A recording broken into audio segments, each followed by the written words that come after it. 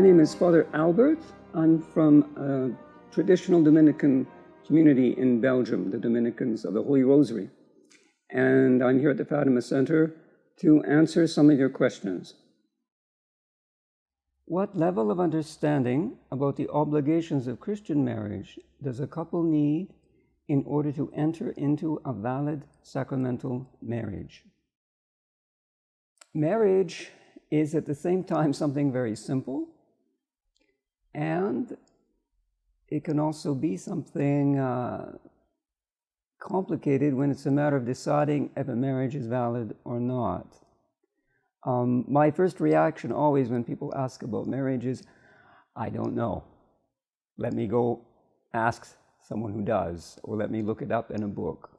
And yet, at the same time, it's something very simple and that everybody knows. And that's one of the things, one of the principles that we need to apply when we answer questions about marriage. This question here.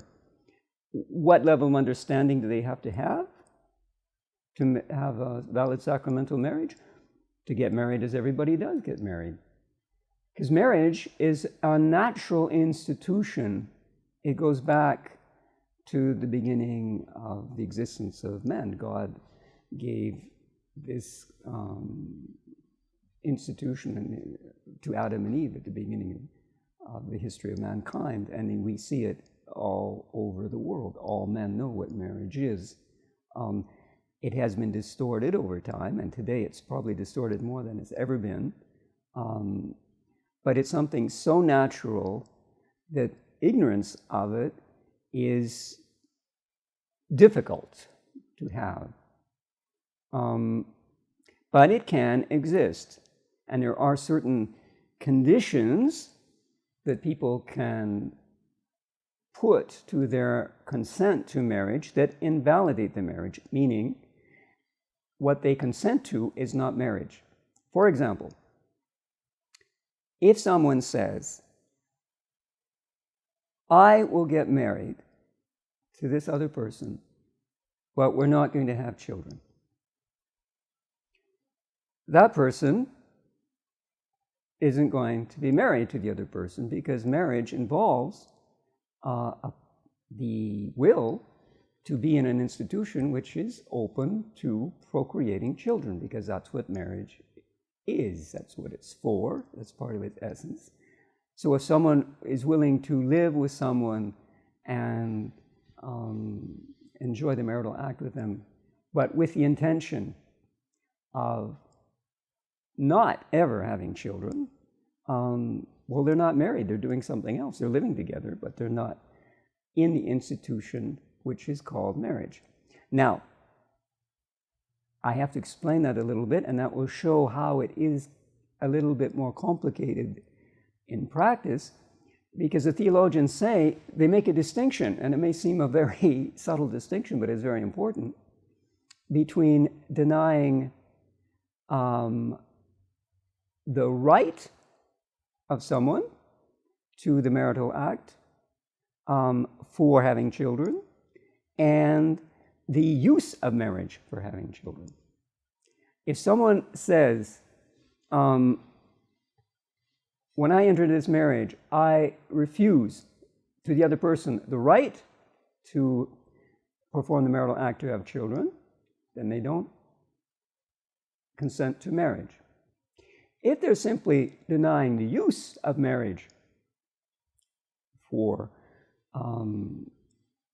having children, then it's different, because they're not denying that the right exists, that they're not denying that they're not refusing to enter into the contract of marriage. They're simply refusing that the person use the right that they have, which is different. Now, that may seem rather subtle, but it's important, and this does exist, and it's one of the reasons why we can't say too quickly, as I'm afraid the Pope is reported to have said recently, that a lot of, I forget what, I think he even said almost all the marriages are invalid. You can't say that so quickly? Because there's a difference between refusing the use of marriage and refusing marriage itself, you see. Let me read something from, this is a quote from Pius XII about the question of marriage. Oh, here the question is simply about a certain disease that the marriage partner has. And the question is, if the person who marries someone doesn't know that this person has a disease, a hereditary disease, before they get married, and they get married with this person not knowing that they have this disease, the hereditary disease, is this a reason for the nullity of marriage? Now, we could perhaps think ourselves, well, yeah, obviously it is. They didn't know that they were sick, and if they would have known, they would not have gotten married. Well, that's just one of the reasons why I say, when someone asks me about marriage, I don't know, I have to look it up. Because in fact, it's not true. Such a marriage would be valid. Now, let me read the explanation that's given. Setting aside the case where it is laid down as one of the conditions to marriage that there be no hereditary taint, that is, this disease, neither mere ignorance nor fraudulent concealment of defective heredity, nor even positive error, which would have prevented the marriage if it hadn't been discovered, is sufficient to cast doubt on the validity of the contract. Now he explains.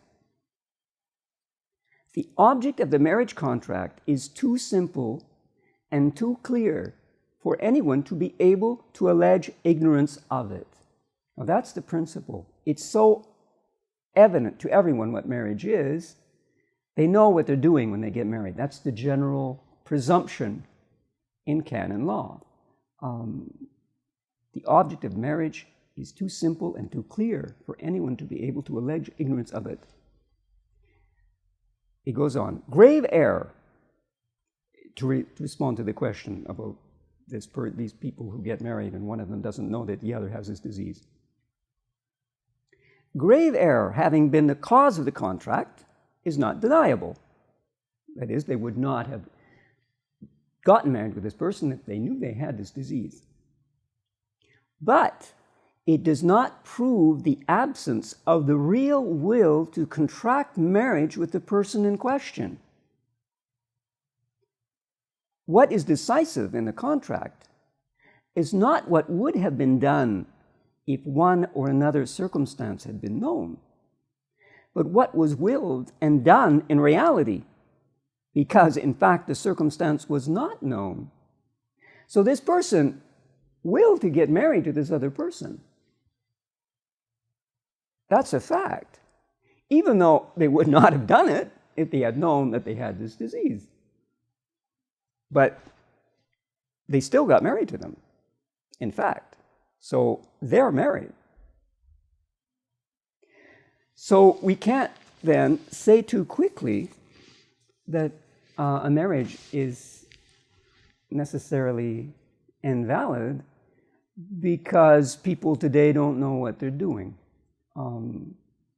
Generally speaking, it's something so clear, so natural, that they do know what they're doing, even if they don't have the intention of obeying the laws which are inherent to marriage as a natural institution. You can will to get married and not will to obey the laws of marriage. So it's not as simple as we think. And that's why, as I say, you must leave these questions to the canonist. And that's why there's these courts that are set up to decide about the question of validity of marriages. Because it's not always as simple as we think it is. Sometimes there's very fine distinctions which have to be made, and that which just the faithful or even priests can't make on their own. I hope that answers your question. Pray to Our Lady to enlighten you, to help you. May God bless you.